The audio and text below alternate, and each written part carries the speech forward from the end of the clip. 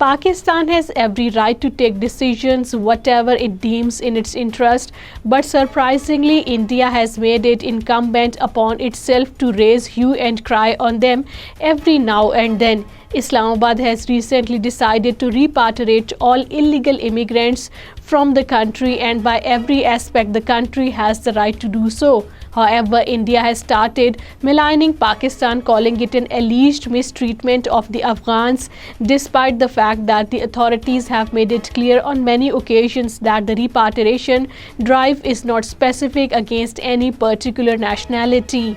However, New Delhi did not refrain from waging baseless propaganda against Pakistan and highlighted the issue out of proportion to create a wedge between Islamabad and Kabul.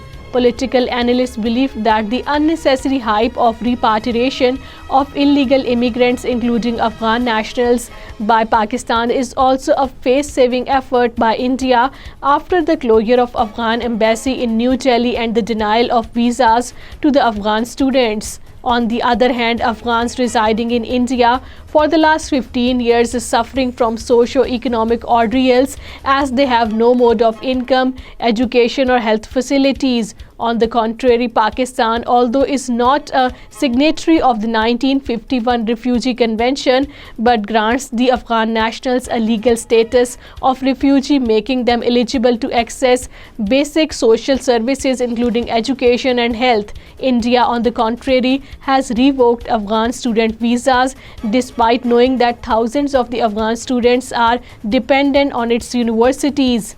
Family members, relatives and villagers of the victim of the custodial death, Ulfat Hussain, held a strong protest demonstration and a sit-in in the Suran Court in the Poonch district to press for a fair inquiry into his death. According to Kashmir Media Service, the family members of the deceased, supported by the locals, assembled in large number at the Eidgah in the Suran Court and staged a sit-in protest.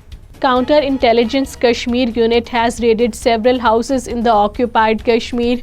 According to Kashmir Media Service, the CIK sleuths raided the houses of the pro-freedom activists in 4 districts of the valley. The operations were going on till the last reports came in.